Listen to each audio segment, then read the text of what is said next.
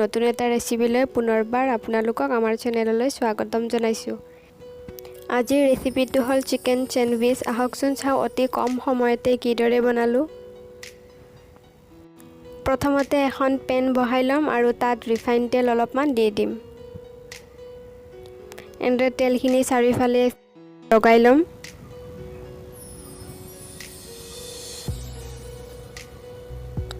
এতিয়া তাত পিঁয়াজ দি দিম। পিঁয়াজখিনি সৰু সৰুকৈ এনেদৰে কাটি লৈছোঁ। যিহেতু চিকেন চেণ্ডউইচ বনাম সেইবাবে পিঁয়াজ আৰু চিকেনখিনি আগতে ভাজি ল'ম। এনেদৰে পিঁয়াজখিনি মই কিছু সময় ভাজি ল'ম। এতিয়া মই তাত চিকেনখিনি দি দিম। চিকেনখিনি মই বইল কৰি লৈছিলোঁ। এনেদৰে বইল কৰি টুকুৰা টুকুৰ কৰি লৈছোঁ। বইল চিকেনখিনি এনেদৰে দি দিম।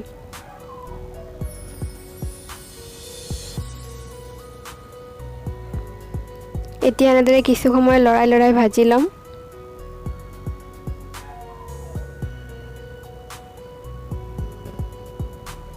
এতিয়া মই তাত অকণমান নিমখ দি দিম। এয়া হালধি গুড়ি দিছোঁ আৰু জিৰাৰ গুড়ি অলপমান দি দিছোঁ আৰু লগতে ৰঙা জলকীয়াৰ গুড়িও দি দিছোঁ। এতিয়া এইখিনি এনেদৰে আকৌ পুনৰবাৰ ভাজি ল'ম। এয়া মোৰ ভজা হৈ গ'ল। এতিয়া মই দুখন ব্ৰেড লৈ লৈছোঁ। ইয়াৰে এখন ব্ৰেডত মই টমেটো চচ এনেদৰে লগাই ল'ম।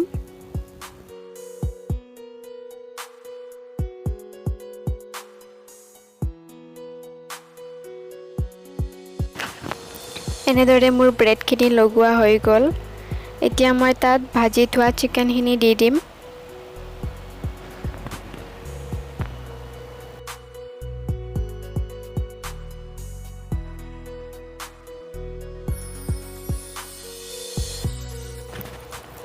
আৰু এতিয়া সৰু সৰুকৈ কাটি থোৱা বন্ধাকবি অলপমান দি দিম।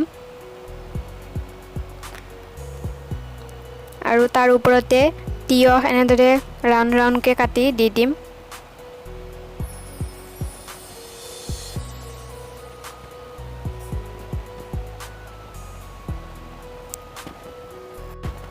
আৰু লগতে কেঁচা পিঁয়াজো এনেদৰে ৰাউণ্ড ৰাউণ্ড কৰি কাটি দি দিম।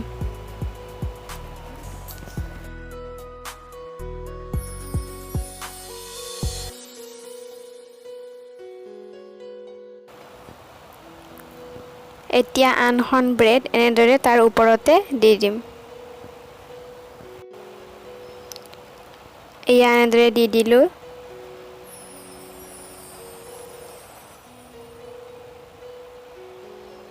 এনেকৈয়ে মই এখন এখনকৈ গোটেইখিনি বনাই ল'লোঁ।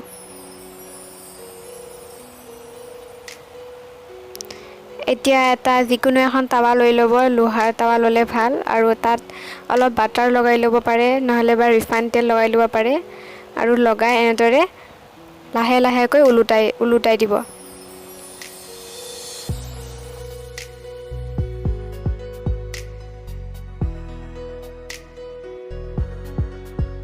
আৰু মই এতিয়া অলপমান ৰিফাইন তেল দি দিছোঁ।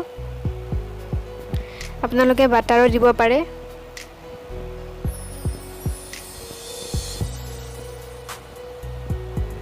আৰু এনেদৰে কিছু সময় এনেদৰে সেকি লৈ আৰু আমাৰ চিকেন চেণ্ডউইচ ৰেডি হৈ যাব।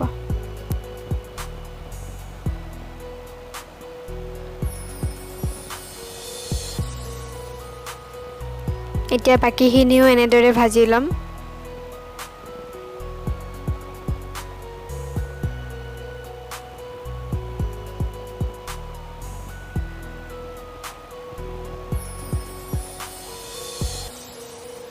এয়া হৈ গ'ল চিকেন চেণ্ডউইচ ৰেডি। এতিয়া আপোনালোকে এনেদৰে মাজেদি কাটি ল'ব পাৰে আৰু নাকাটিলেও হ'ব। মই এখন কাটি দেখাই দিছোঁ। এনেদৰে কাটি ল'ব পাৰে।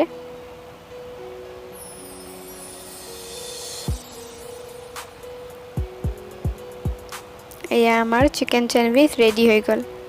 ভিডিঅ'টো ভাল লাগিলে লাইক কৰিব, শ্বেয়াৰ কৰিব আৰু আহিবলগীয়া নতুন ভিডিঅ' পাবলৈ সুমিত্ৰা উইথ চুম্পি চেনেলটো ছাবস্ক্ৰাইব কৰি দিব। ধন্যবাদ।